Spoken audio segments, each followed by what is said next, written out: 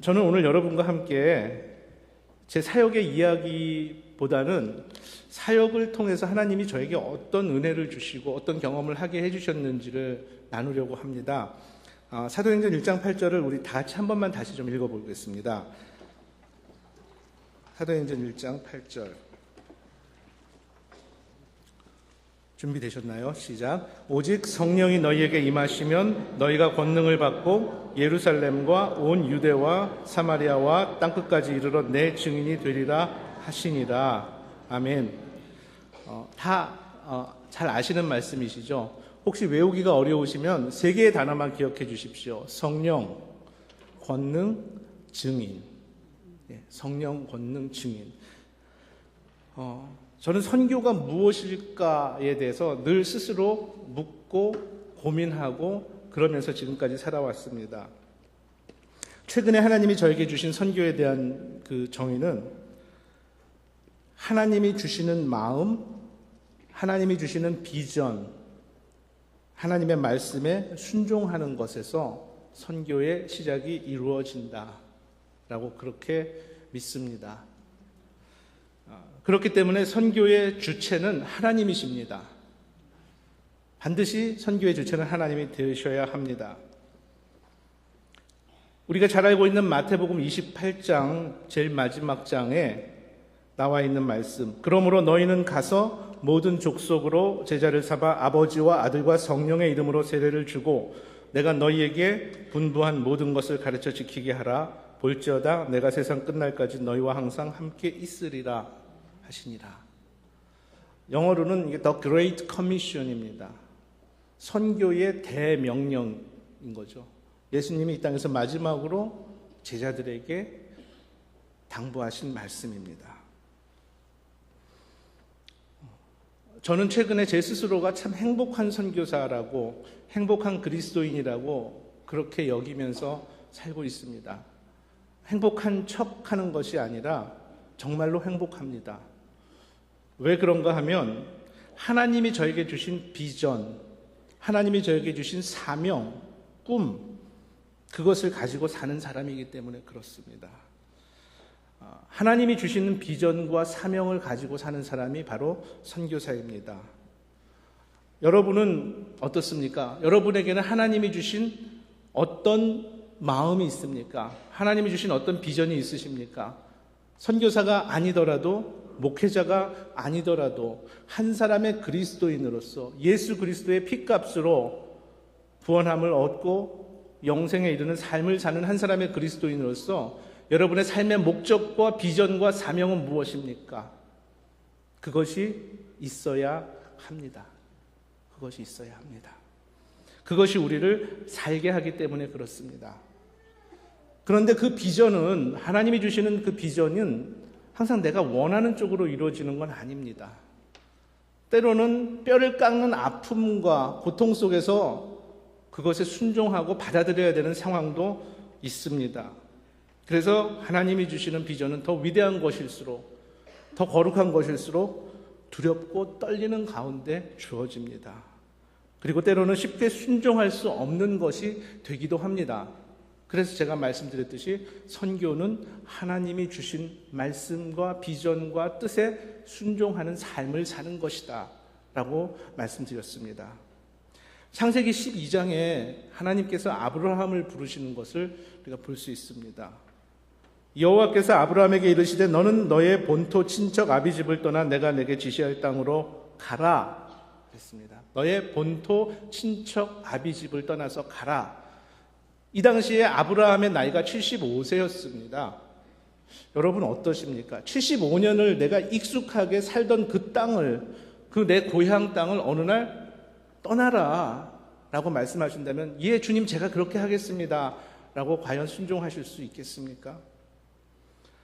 노아에게도 하나님은 이렇게 말씀하십니다. 히브리서 11장 7절에 믿음으로 노아는 아직 보지 못하는 일에 경고하심을 받아 경외함으로 방주를 예비하여 그 집을 구원하였으니, 아무도 인정해주지 않는 일, 아무도 동참하지 않는 일, 하나님이 말씀하셨기 때문에 오직 그 이유 하나만으로 묵묵히 순종하며 살아야 됐던 그 삶을 노아는 살았던 것입니다. 아브라함의 순종함으로 인해서 이스라엘 민족이 구원함에 이를 수 있었고 하나님의 영광에 이를 수 있었고 노아의 순종함으로 수많은 생명들을 구원함에 이를 수 있었습니다. 16년 전에 하나님께서 어느 날 태국으로 가라 말씀하시는데 쉽지 않았습니다. 30년이 넘게 살던 땅을 그냥 떠나라 하는데 가보지도 않은 곳, 말도 통하지 않는 곳, 하나님이 주신 마음 따라서 순종했습니다. 그리고 방콕에서 10년을 살았는데 어느 날 하나님께서 코라스로 가라 또 말씀하시는 거예요. 방콕에서 운전해서 약 4시간 가까이 가야 되는 도시입니다. 아내와 함께 처음 운전해서 코라스를 가는데 꼭 귀양 가는 그런 마음이 드는 거예요. 태국의 수도 정말 모든 것이 다 있고 편리하고 이제는 정말 익숙해진 곳 하나님이 어느 날 떠나라 하시는 거예요. 갔습니다. 그리고 돈을 많이 주시지도 않고 300만 원 쥐어주시고 저 땅을 사라 말씀하시는데 사겠습니다 하고 나니까 앞이 막막한 거예요. 정말 어떤 해는 생각해보면 2008년 이후로 금식하면서 기도했던 날이 밥 먹으면서 온전히 지냈던 날보다 더 많은 해도 있었습니다. 그때부터 지금까지 사실 여전히 어느 하루도 돈 걱정하지 않고 살 수 있는 날들이 없을 만큼 그렇게 치열하게 살았습니다. 그런데 신기한 것은 감사하다는 것입니다. 그런데 정말 놀라운 것은 하나님과 함께하는 내 삶이, 내 사역이 다른 무엇과 비교할 수 없는 기쁨이 있다는 것을 느끼기 시작했습니다. 저 그냥 입에 발린 소리로 립서비스를 하는 얘기가 아니라 한국에서 몇천 명 되는 교회에서 담임으로 오라 그래도 과감하게 안 갑니다. 저는 이곳에 뼈를 묻겠습니다. 할 수 있는 마음이 이제는 생겼어요. 행복하게 느껴지지 않으십니까? 행복합니다. 제가 가진 그 행복 오늘 여러분에게도 함께 나누기를 원합니다. 복음서를 읽어보면요, 거기 제자들의 모습이 나옵니다. 특별히 성격이 아주 급한 베드로, 그래서 실수도 많이 한 베드로, 베드로뿐만이 아니라 여러 제자들의 모습이 복음서를 읽으면서 느껴지는 건 뭔가 2% 부족합니다. 실수도 많이 하고 겁도 많고 예수님을 부인하기조차 하는 그런 제자들의 모습이 복음서에 나왔는데 사도행전에 나오는 제자들의 모습은 동일한 인물인데 전혀 다른 사람이 됩니다. 베드로와 요한이 안진뱅이를 일으킵니다. 하루에 세례받고 구원받는 사람이 3,000명씩 됩니다. 죽은 사람이 제자들의 기도에서 살아납니다. 예수님은, 육신을 가진 예수님은 더 이상 이 땅에 계시지 않지만 예수님이 하셨던 그 일들을 제자들이 동일하게 행하는 것을 사도행전을 통해서 보게 됩니다. 그들이 어떻게 그렇게 살 수 있게 됐을까요? 오늘 그 답이 사도행전 1장 8절에 있습니다. 성령이 너희에게 임하시면, 성령이 저와 여러분에게 임하시면 하나님이 주신 비전을 힘들지만 그 비전을 따라서 순종하며 살아갈 수 있는 힘이 생긴다는 것입니다. 성령이 너희에게 임하시면 너희가 무엇을 받고 있습니까? 권능을 받고, 그 권능을 영어 성경을 찾아보면 the power라고 나옵니다. 힘. 근데 우리는 보통 힘 그러면은 물리적인 힘을 많이 생각합니다. 내가 재산이 많거나 권력이 있거나 남이 가지지 못한 재주가 있거나 그것을 통해서 남들이 하지 못하는 거 속 시원하게 확 해버리는 그런 것을 파워라고 생각하는데, 적어도 사도행전 1장 8절에서 말하는 성령이 임하여서 받는 권능은 그런 것이 아닙니다. 성경에 나오는 사도들의 삶을 자세히 보십시오. 그들이 사람의 눈으로, 세상적인 기준으로 볼 때 행복한 삶을 살지는 않았습니다. 때로는 매맞고 때로는 옥에 갇히고 십자가에 거꾸로 매달려서 순교하기까지의 삶을 살았던 사람들입니다. 그러나 그들은 그것이 사명이었습니다. 그것이 그들의 받은 비전을 따라서 순종하는 삶이었습니다. 사도들의 희생과 헌신과 순교를 통해서 초대교회의 기틀이 마련되었고 오늘날 우리가 이만큼 하나님을 믿으며 살 수 있는 바탕이 되었습니다. 여러분, 한국교회를 생각해 보십시오. 일제강점기와 6.25를 통해서 얼마나 많은 순교자들이 믿음을 지키기 위해서, 하나님 나라를 위해서, 복음을 위해서 죽어갔는지 이루 말할 수 없습니다. 한국교회의 바탕에는, 그 초석에는 순교자의 피가 흐르고 있습니다. 우리의 믿음의 선조들의 희생과 헌신과 순종을 통해서 그 믿음의 바탕 위에 지금 우리가 살아가고 있습니다. 한국을 떠난 지 오래되면서 많은 생각들을 합니다. 한국에 있는 교회는 선교사들에게 있어서 어머니와 같은 존재입니다. 힘들 때 젖도 줘야 되고 위로도 해줘야 되고, 어머니가 없는 고아가 돼서는 안 되겠죠. 그런데 뉴스를 통해서 들려오는 소식들은 한국교회에서 별로 유쾌한 소식들이 들려오지 않을 때가 더 많습니다. 때로는 불안해집니다. 그러면서 제 마음 한가운데, 하나님, 저는 그럼 어떻게 해야 되죠? 늘 사랑의 빛을 쥐고 있는 내 어머니의 교회, 어머니 교회들을 향해서 나는 무엇을 해야 되죠? 그러면서 하나님이 제게 주신 마음이 한국으로 나오기 직전에 이 1장 8절, 사도행전 1장 8절의 말씀을 주셨습니다.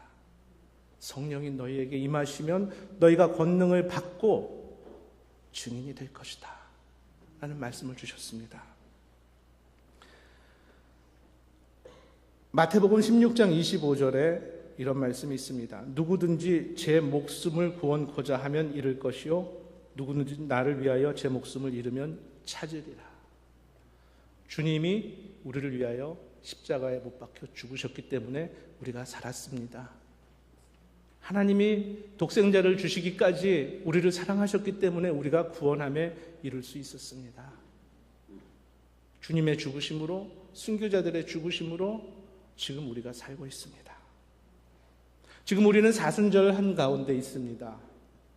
여러분, 사순절의 의미가 무엇이라고 생각하십니까? 사순절은 끊임없이 죽는 연습을 하는 것입니다. 이야기 나온 김에 저 속에 있는 얘기 좀 속 시원하게 하나 하고 싶은 얘기가 있는데, 한국교회는 도대체 왜 저녁 예배가 자꾸 없어지는 것입니까? 아마 여기 정말 연로하신 분들 중에 수십 년 신앙생활 하신 분들 계신데, 만약에 한 15년쯤 전에 담임 목사님이 여러분 주일날 피곤하고 힘드니까 주일 저녁 예배 우리 없앱시다. 아유, 수요일날 바쁜데 수요일날 저녁 예배 뭐 드려야 됩니까? 낮에 한번 하고 끝내죠. 그러면 아마 난리가 나셨을 거예요. 그죠? 어떻게 그럴 수가 있습니까? 그런데 정말 수요일을 하고 주일날 저녁 예배 예전처럼 7시, 8시에 하는 교회를 찾아보기가 너무 힘들더라고요. 나름대로 다 사정은 있겠지요. 그러나 80년대, 90년대 더 힘들고 가난하고 진짜 먹고 사는 거가 문제가 되던 그런 시기에도 많은 분들이 신앙을 지키고 믿음을 지키고 하나님 앞에 도리를 하며 살려고 애썼는데, 이 시대는 그런 것을 더 이상 가치 있는 일로 여기지 않는 마음이 많은 그리스도인들에게 있는 것 같습니다. 안타깝고 아쉽고 그런 마음이 듭니다. 최근 10년 동안에 한국의 기독교인들 10대 후반에서 20대에 이르는 인구, 기독교 인구가 10년 동안에 60만 명이 줄었다고 합니다. 굉장한 숫자죠. 60만 명이 10년 사이에 줄었다고 합니다. 젊은이들이 한창 20년 후 30년 후에 교회의 기둥이 돼야 될 그 나이에 그리스도인들이 사라진 것입니다. 영화부 선생님들이 나와서 특별 찬송하시는데 저 정말 기도했어요. 하나님, 저 선생님들에게 지혜와 믿음과 사랑을 주셔서 선생님들을 통해서 지금 아무것도 모를 것 같은 1살에서 4살 된 그 아이들 마음속에 평생 주님을 따르며 살 수 있는 믿음의 씨앗을 심어 주시옵소서. 여기 앉아 계신 연로하신 권사님, 장로님, 집사님들 압니다. 얼마나 젊은 시절에 치열하게 신앙생활 하셨는지, 먹고 살 거 없어도 성미 뜨고 11조 바치고 허리가 휘어지도록 힘들어도 저녁 예배에 나와서 주일 성수하려고 애쓰시며 사셨던 그 믿음 압니다. 우리가 그것을 잃어버리면 안 된다는 것입니다. 성령이 너희에게 임하면 권능을 받고라는 의미는 그것입니다. 내 능력으로는, 내 생각으로는 할 수 없는 것들을 할 수 있게 만들어주는 힘을 성령이 주신다는 것입니다. 성경에 나온 사도들 보십시오, 여러분. 그 중에서 행복하게, 세상의 기준으로 행복하게 살다 간 사람 아무도 없습니다. 십자가에 거꾸로 못 박혀 죽고, 매 맞고, 옥에 갇히고, 온갖 수모를 당하면서 하나님 나라를 위해서 살았던 그들의 삶은 우리가 어떻게 감히 그분의 삶을 불쌍하다고 말할 수 있습니까? 거룩한 것이요, 영광스러운 삶을 그들이 사셨습니다.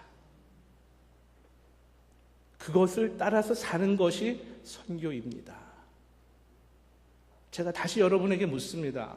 하나님이 여러분에게 주신 마음은 무엇입니까? 하나님이 여러분에게 주신 비전은 무엇입니까? 하나님이 여러분의 삶을 통해서 원하시는 것은 무엇입니까? 그저 주일 성수하고 11조 드리고 속회 예배 드리고 내게 맡겨진 직분 감당하는 거, 그런 거 말고요. 정말 내가 하나님을 믿는 한 사람의 그리스도인으로서 행복하게 살아갈 수 있는 것. 선교지에서 살면서 하나님이 주신 비전을 따라서 순종하며 애쓰며 살다 보니까 그 은혜를 하나님이 주시더라고요. 1억 3천을 융자를 받아서 연 10%의 그 비싼 이율로 공사를 하다가 4월 중순 말이 되면 받은 융자 금액이 다 떨어지고 없습니다. 정상적으로 공사가 진행되면 6월 달이면 다 완공이 되는데 없어요. 하나님 어떡하죠? 어머니 교회를 찾아가야죠. 한국으로 있을 때 나왔습니다. 저를 만나는 사람들마다 지금 돈이 급해가지고 그렇게 해서 나온 사람 맞냐고 물을 정도로 제 얼굴이 너무 평안하다고 하시는 거예요. 평안하다고요. 왜냐하면 저는 제가 할 바를 다 합니다. 그리고 열매는 하나님의 방식으로 하나님이 거두십니다. 그것을 깨닫는 데까지 참으로 많은 시간이 걸렸습니다. 참으로 많은 거절도 당했고 참으로 많은 마음 아픈 일들도, 상처받은 일들도 있었습니다. 그런데 그게 지나고 나니까 하나님께서 내려놓고 평안함을 얻을 수 있는, 성령이 저에게 임했더니 하나님이 주신 권능이 제 삶에 있는 것을 체험할 수 있는 삶을 살 수 있었다는 것입니다.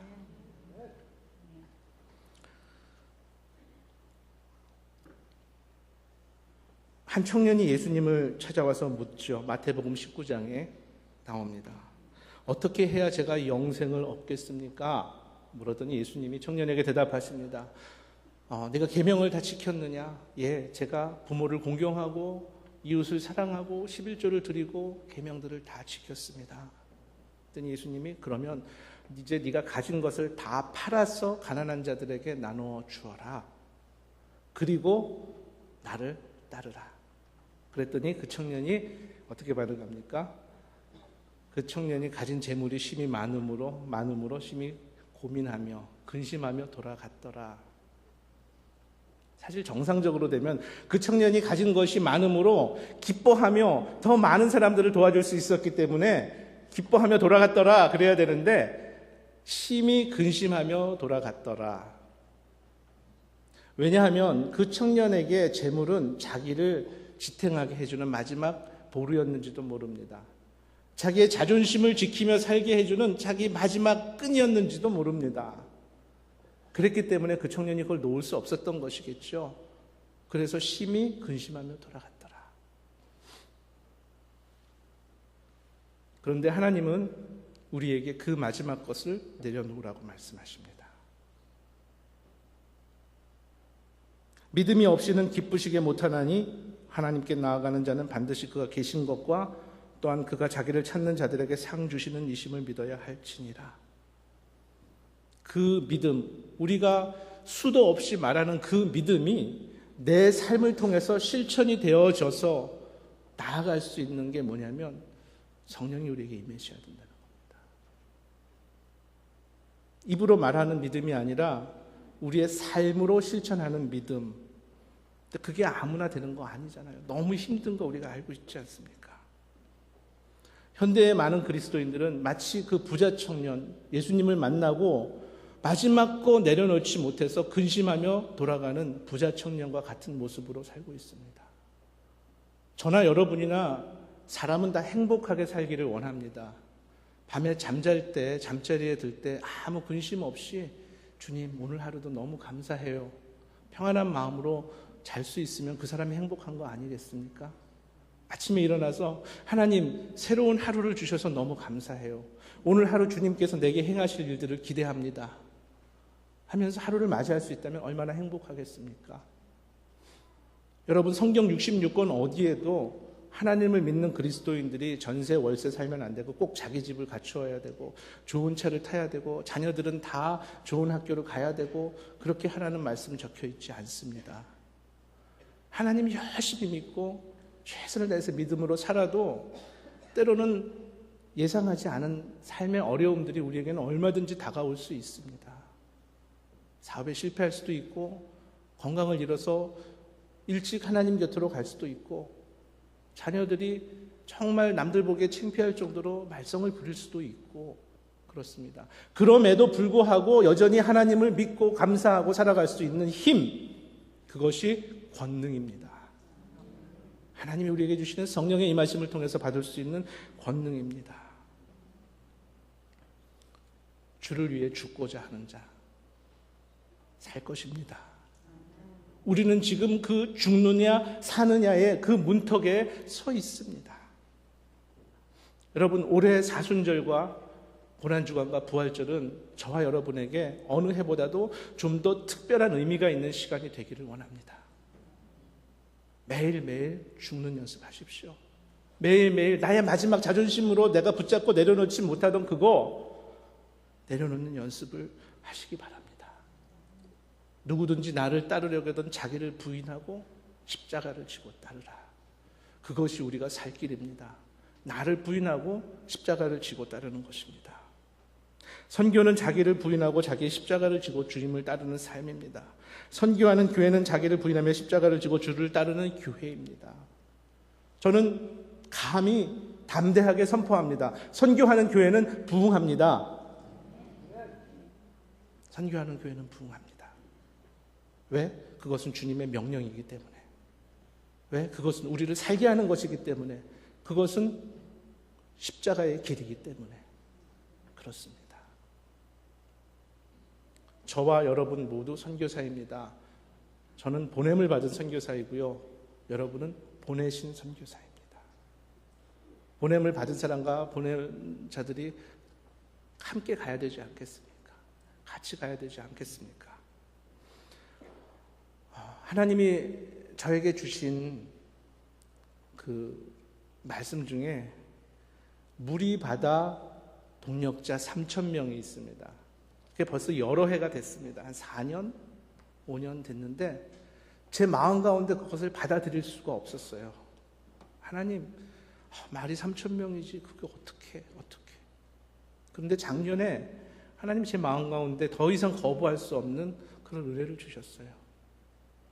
사실 2007년도에 그 뜨거운 소명을 받았을 때 제가 한국에 나오면은 어떤 정말 돈 많은 믿음 있는 분들이 아파트라도 한 채 턱 팔아가지고 저한테 몇 억 싸주실 줄 알았습니다. 진짜로요.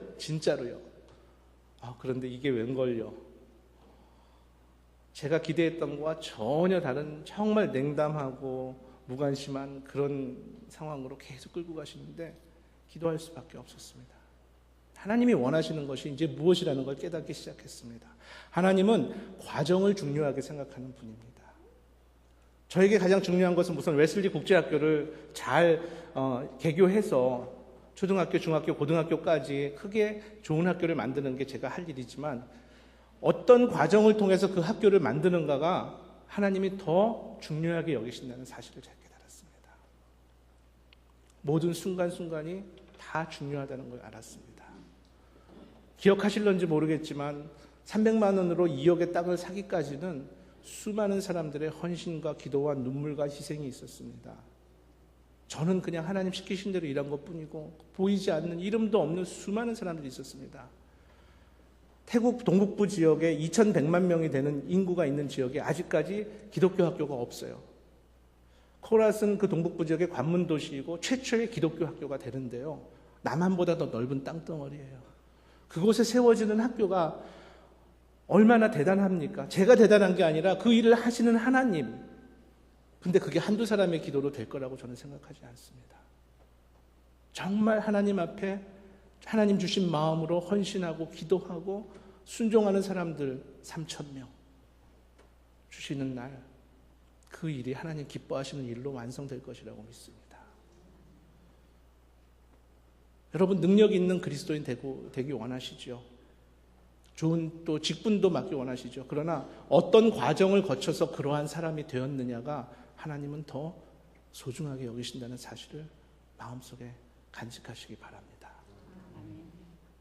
성령이 임하고 권능을 받고 이제 우리는 세상 땅끝까지 증인이 되어야 합니다. 증인은 무엇입니까? 내가 보고 듣고 경험한 것을 나누는 것입니다. 그게 증인입니다. 한국 오니까 여러분들이 맛있는 거 사주신다고 어디 가면 뭐가 맛있어 막 그러면서 해주신다. 뭐 맛있는 거 한번 먹으면 친구들이 거기 가면 맛있다고. 맛있는 음식 먹으면 여러분도 그러시잖아요. 누구 소개해서 같이 가서 한 번 더 먹고 싶고. 젊은 사람들은 영화 재밌는 거 보면 그 영화 너무 재밌어. 너희도 가서 봐. 음식이나 영화도 좋은 것을 경험하면 나누고 싶어 하는데 우리는 우리 삶 속에서 하나님이 우리에게 주시는, 나에게 주시는 은혜들, 감동, 그 감사, 기쁨 어떻게 나누며 살아야 될지 우리 마음속에 두고 살아야 합니다. 그것은 무엇보다도 중요합니다. 나누기 위해서는 내가 가진 것이, 받은 것이, 경험한 것이 있어야 되지 않겠습니까? 바로 그런 사람들이 그리스도인입니다. 그것을 나누는 것이 전도입니다. 그것이 선교입니다. 저는 행복한 선교사입니다. 어쩌면 공사를 하다가 나머지 모자라는 비용을 다 마련하지 못해서 공사가 중지될지도 모릅니다. 아무도 몰라요. 그러나 하나님을 신뢰하고 한 걸음 한 걸음 나아가는 것은 예나 지금이나 변함이 없습니다. 설사 중지된다 할지라도 실망하지 않고 하나님의 말씀에 더 귀 기울이며 더 열심히 기도할 것입니다. 그러나 저는 확신합니다. 하나님이 선교의 주체이시기 때문에 이 일이 하나님의 방법으로 이루어지게 하실 것이라고 믿습니다. 여러분은 여러분의 삶 속에 어떤 고민이 있으십니까? 꼭 원하는 일들이 있으십니까? 그리고 그것이 하나님으로부터 온 것이라고 확신하십니까? 그러면 실망하지 마십시오. 좌절하지 마십시오. 그것을 위해서 때로는 금식하고 매달리며 울며 하나님 앞에 간절히 부르짖으십시오. 언젠가는 이루어집니다. 그리고 그 일이 이루어지는 과정 속에서 내가 생각하지 않았던, 기대하지 않았던 소중한 은혜들을 하나님이 주십니다. 그것이 그리스도인이 이 세상을 살아가는 방법입니다. 그것이 세상이 줄 수 없는, 하나님만이 우리에게 주실 수 있는, 하나님의 사람들에게 주실 수 있는 이 세상의 것과 비교할 수 없는 가장 소중한 행복입니다. 저는 그래서 감사한 선교사입니다. 하나님이 주신 비전, 사명 붙들고 좌절하지 않고 계속 나아갔더니 제가 생각하지 않았던 너무도 큰 선물을 주시는 것. 그 은혜가 여러분과 저와 함께 오늘 이 자리에서 공유되기를 원합니다. 마지막으로 기도 제목을 3가지 정도 여러분에게 말씀드리고 이 시간에 통성으로 함께 기도하기를 원합니다. 그리고 또 이후에도 생각나시면 같이 기도해 주셨으면 좋겠습니다. 학교를 하면서 가장 중요한 것은 좋은 선생님입니다. 2년 전에 제가 그래서 미국과 캐나다를 한 달 동안 돌면서 비행기를 한 10번은 탔던 것 같아요. 그래서 캐나다에서 좋은 크리스찬 선생님을 한 명을 찾았습니다. 작년 7월에 와서 지금 열심히 아이들을 잘 가르치고 있는데 그 선생님이 이제 7월이 되면 임기가 끝나서 이집트에 있는 국제학교로 가게 됩니다. 저는 7월이면 빨리 이제 학교를 개교해야 되는 상황인데 선생님이 너무 다급한 문제가 발등에 불이 돼서 왔어요. 그래서 4월 이제 제가 내일 모레 태국에 다시 들어갔다가 4월 15일 날에 미국을 가서 5월 21일까지 한 달이 좀 넘게 머물면서 선생님들을 찾으러 다녀야 됩니다. 어떤 분들은 와 좋겠다 미국 가서 그렇게 얘기하는데요. 2년 전에 한 공항에서 4시간 다음 비행기를 기다리면서 혼자 앉아서 눈물 젖은 햄버거를 먹어본 기억이 납니다. 하나님, 이렇게까지 해야 됩니까? 또 찾게 해주셨어요. 그 일을 다시 하러 이번에 이제 4월 달에 가야 되는데 하나님이 예비해 두신 선생님이 있을 거라고 저는 믿습니다. 그분들 만날 수 있게 더 좋은, 정말 좋은 선생님, 지금 있는 선생님보다 더 좋은 선생님 찾을 수 있게 해달라고 기도해 주십시오. 두 번째는 아까 보셨던 그 사진, 지금 이제 전체 공정의 약 30% 정도가 진행되고 있는데 하나님께서 중단 없이 잘 마무리할 수 있도록, 이제 이게 마지막 고비입니다. 학교를 시작하는 데 있어서 지금 학교 인가받는 그 서류 작업이랑 태국 교육부하고 같이 진행을 하고 있는 중에 있습니다. 그래서 이 공사가 잘 진행되고 부족한 공사비가 채워지고 또 다른 기적을 하나님 보여주실 수 있도록 기도해 주시고요. 세 번째는 무리바다 후원자, 매월 10,000원씩 뭐 20,000원씩 형편되는 대로 이렇게 하는 후원인데 하박국 2장 4절의 말씀에 근거해서 물이 바다 덮은 같이 해서 물이 바다 헌금 제작해 했습니다. 많은 헌금을 드려야 되는 줄 압니다. 그리고 태국 선교회 회원들 여러분께서 늘 기도해 주시고 있는 거 아는데 꼭 저에게 하는 헌금이 아니더라도 여러분 한 달에 한 번 또는 일주일에 한 번 정말 뭐 먹고 싶은 거 있고 내가 사고 싶은 거 있을 때 기도하면서 금식하고 참으면서 그 물질을 드려주셨으면 좋겠습니다. 쓰고 남는 거 하나님 받기 원하시는 게 아니라 내가 써야 될 것인데 내가 절제하고 참고 하나님 앞에 드려지는 거, 그것이 단돈 10,000원, 5,000원이라 할지라도 어떤 다른 것보다 더 소중하게 귀하게 받으시는 것이라고 저는 확신합니다. 왜냐하면 지금까지 웨슬리 국제학교는 그런 헌금을 통해서 만들어져 왔기 때문입니다. 그래서 지금은 전체 3,000명 중에 약 10% 정도 됩니다. 이만큼도 기적이고 300만 원으로 2억짜리의 땅을 사고 그 땅의 3배가 가격이 오른 것도 기적입니다. 그러나 그 모든 것은 하나님이 하시는 일이고 그저 저희는 하나님 말씀에 순종해서 가는 것뿐입니다. 그것이 이 세상을 가장 행복하게 사는, 한 사람의 그리스도인으로서 가장 행복하게 사는 비결이라는 것을 하나님 저에게 가르쳐 주셨습니다. 성령, 권능, 증인, 사도행전 1장 8절의 이 말씀을 여러분 마음속에 새기시기 바랍니다. 그리고 올해의 사순절과 고난주간과 부활절은 다른 어느 해보다도 좀 더 의미 있고 특별한 그런 시간으로, 그리고 저와 여러분이 하나님께서 선교의 사명을 위해서 함께 부르셨다는 사실을 우리가 마음속에 새겨두었으면 좋겠습니다. 이 시간에 우리 함께 아까 제가 말씀드린 기도 제목 3가지 위해서 통성기도하고 제가 기도하겠습니다.